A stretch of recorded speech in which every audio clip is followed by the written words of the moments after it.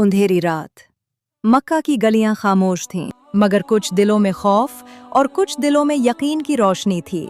ये वो रात थी जब नबी करीम सल्लल्लाहु अलैहि वसल्लम ने अल्लाह के हुक्म से हिजरत का फैसला फरमाया। एक ऐसा फैसला जो इस्लाम की तारीख का नया बाब बनने वाला था। कुरैश ने नबी सल्लल्लाहु अलैहि वसल्लम के कत्ल का मंसूबा बना लिया था और खून का बदला किसी एक कबीले पर ना आए, मगर अल्लाह की तदबीर सबसे बड़ी थी। नबी सल्लल्लाहु अलैहि वसल्लम ने हज़रत अली रज़ी अल्लाहु अन्हु को अपने बिस्तर पर सुलाया और खुद खामोशी से घर से निकल गए। अल्लाह के हुक्म से आप सल्लल्लाहु अलैहि वसल्लम सीधा मदीना की तरफ नहीं गए, बल्कि उल्टी समत जुनूब की तरफ रवाना हुए, गारे थौर की तरफ।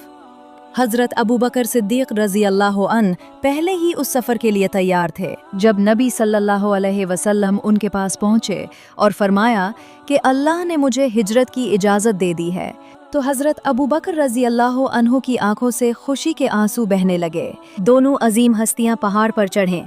रास्ता सख्त था, कांटे थे, पत्थर थे, मगर दिलों में अल्लाह पर कामिल यकीन था। गार में दाखिल होने से पहले हज़रत अबू बकर रज़ी अल्लाहु अन्हु अंदर गए, सुराख बंद किए, अपने कपड़े फाड़े, हत्ता कि अपने पाँव से भी सुराख ढांपे, ताकि कोई नुकसान नबी सल्लल्लाहु अलैहि वसल्लम को ना पहुंचे। नबी सल्लल्लाहु अलैहि वसल्लम गार में आराम फरमा हुए। इसी दौरान कुरैश के लोग गार के दहाने तक पहुंच गए। हज़रत अबू बकर रज़ी अल्लाहु अन्हु घबरा गए और आहिस्ता से अर्ज किया, या रसूलल्लाह, अगर उन्होंने अपने पाँव की तरफ देख लिया तो हमें देख लेंगे। नबी सल्लल्लाहु अलैहि वसल्लम ने फरमाया, गम ना करो, अल्लाह हमारे साथ है। ये वो अल्फाज थे जो कयामत तक ईमान वालों के दिलों को ताकत देते रहेंगे। अल्लाह के हुक्म से गार के दहाने पर मकड़ी ने जाला बना दिया और कबूतर ने घोंसला बना लिया। दुश्मनों ने समझा कि यहाँ तो कोई आया ही नहीं और वो वापस लौट गए। 3 दिन तक नबी सल्लल्लाहु अलैहि वसल्लम और अबू बकर रज़ी अल्लाहु अन्हु गार में रहे।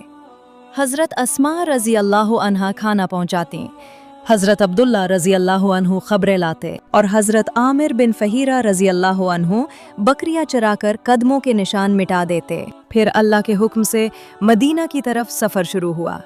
एक नए दौर का आगाज़ हुआ। एक ऐसी रियासत की बुनियाद रखी गई जो इंसाफ, रहमत और ईमान पर कायम थी कि जब अल्लाह पर मुकम्मल भरोसा हो तो गार भी हिफाजत की जगह बन जाता है और दुश्मन की तलवारें भी नुकसान नहीं पहुंचा सकती। ये सफ़र सिर्फ मक्का से मदीना तक का नहीं था, बल्कि खौफ से यकीन तक, कमज़ोरी से ताकत तक और जुल्म से अदल तक का सफ़र था।